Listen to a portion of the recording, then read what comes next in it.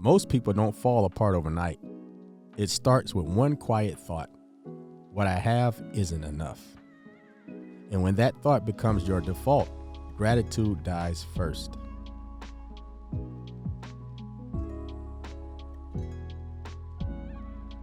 Just reading over like I normally do. Genesis, because there's just so much information in Genesis. I know y'all probably gonna get tired. We're gonna wear out Genesis. We're trying to get all the meat off the bone. Because all the problems that we're dealing with right now, a lot of that starts in Genesis with Adam and Eve. The things that they did created a lot of mess that we're all dealing with right now. And understanding Genesis helps you understand the rest of the Bible. And then the other parts of the Bible also gives you information about what's going on in Genesis. So today we're going to be dealing with gratitude. I know a lot of times this is kind of the same thing. A lot of times we deal with telling about an issue, but we don't really talk about how to resolve the issue.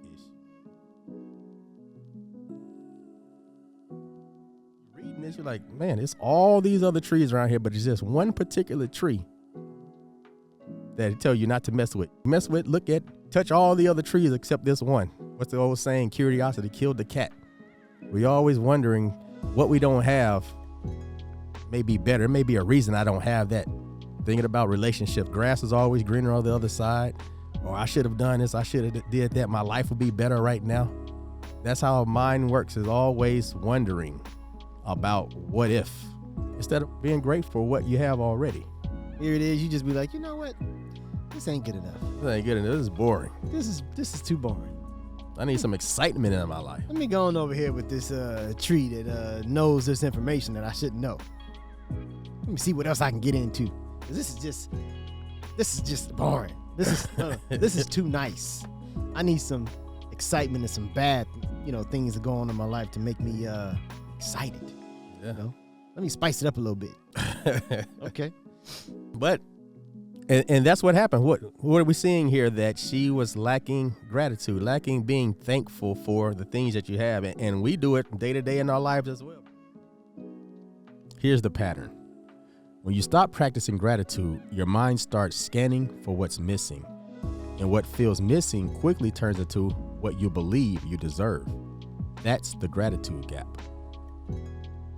When you're in that mindset of not being thankful for the things you have, what happens to your mind? You start wanting more. If you're not thankful for the things you have, your mind starts thinking that I need more. Because I'm not thankful, that means I'm not happy. That means I need more, or something. Keep searching for this thing that's going to make me happy. And then what happens with that? That leads to depression and anxiety. Depression is what? When you're having thoughts of the past.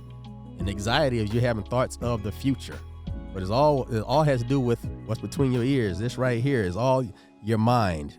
Your mind is telling you something, so then you start having this emotion and feeling and start feeling a certain way because of your mind is telling you, hey, remember what happened to you in the past? You over here dropping some juice, it ain't you, brother? Your brother said anxiety is you worrying about the future, and depression is you worrying about the past. Good God. It is. What you been looking at, brother? That's what they are. When people be depressed, they thinking about what happened in the past. Getting your doctor. People start having anxiety. They get sweating and twitching and thinking about and come up with the worst case scenario in their mind about the future. Because God's law is like what? It's like an x-ray machine. It's telling you, hey, this is what's going on inside of you.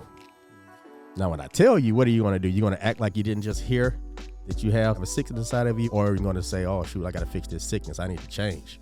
That's what it is. And a lot of times you have people that have that, even in actual sicknesses. Sometimes they hear it and they take it on, and other times act like they didn't hear and just continue to live their life. Same thing that happens with God's word. When you hear the sickness that you have and you're dealing with, or like you have alcoholism, people say, hey, okay, the person has alcoholism, they're dealing with it, but nothing's ever going to happen until they realize and recognize, yeah, I'm an alcoholic.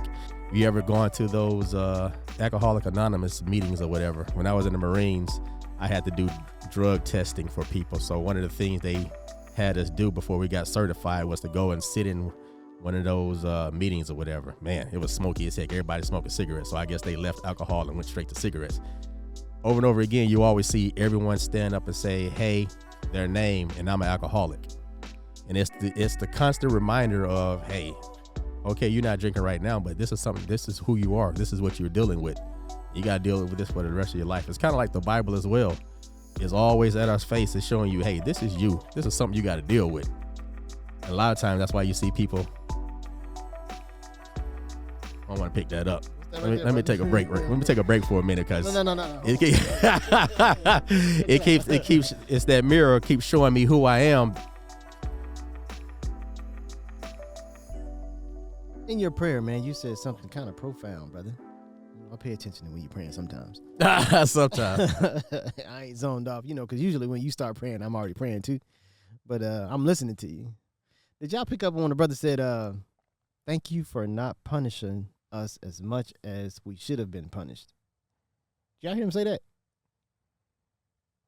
Y'all ain't even hear that, did y'all? Just, Yeah, I was doing the same thing I was doing. Who heard? I did. Elise heard. Ruth heard. Okay. Yeah. Do you remember you said it? Yeah. I know times are getting a little older for you. Just want to make sure you. Yeah, I remember saying that. Yeah. So, have we really thought about things like that? God, thank you, man. I know I deserve way more than what, the punishment I should have gotten for what I did. Thank you for sparing me. That right there is self-awareness. And there's no way in the world that most people can acknowledge gratitude towards somebody else if they can't even acknowledge it when it comes to themselves. Ruth, she's pretty good at that too, making the kids pray or whatever. And I'm sitting there listening. I'm like, all I'm hearing is y'all asking for what y'all want. I'm like, hey, put some thank yous in there. Thank you for such and such. Thank you for such and such. Because all they praying for what they want. God, I want this. God, I want that. God, hope I do this and hope I do that. I'm like, no thank yous. Come on, hey, let's get with some thank yous. Yeah, that constant reminder of things that we constantly overlook. My bad, though. No, you're good. I mean, again, it's good conversation because, again, a lot of us are carried away with not being thankful for the things that we do have and praying for the things that we don't have. We are constantly always, Lord, bless me with this money. Lord, bless me with this opportunity. Lord, bless me with whatever it may be. Not saying thank you for allowing me to wake up today to, prove to you that I'm worthy. Yeah. Give me another opportunity to prove to you that I'm worthy. One of my prayers on wake up, Lord, thank you for this day. Thank you for allowing me to just continue in your will.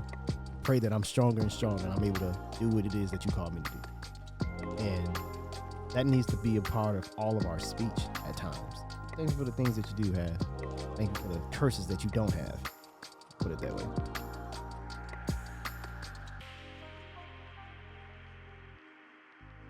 Especially one of the most thankful things you can do is this Bible right here. When you open it up and you start seeing all the things that God has done for us, hey, get to thanking.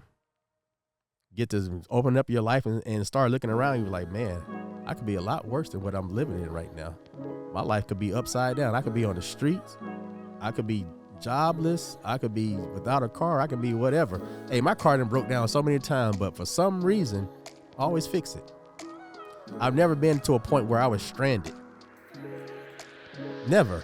I'd had my transmission go out on me, and something just told me, hey, turn your car off, turn it back on, and drive. And that don't work. It got me to my house. And I guess the Lord looking out to me, but so many situations where something good or something bad could have happened, and it didn't. And a lot of times we look over things like that. And when I prayed, I also said about the blessing that we've gotten throughout the week, and we forgot to thank you for. Hey, today we want to focus for those things, because why they matter.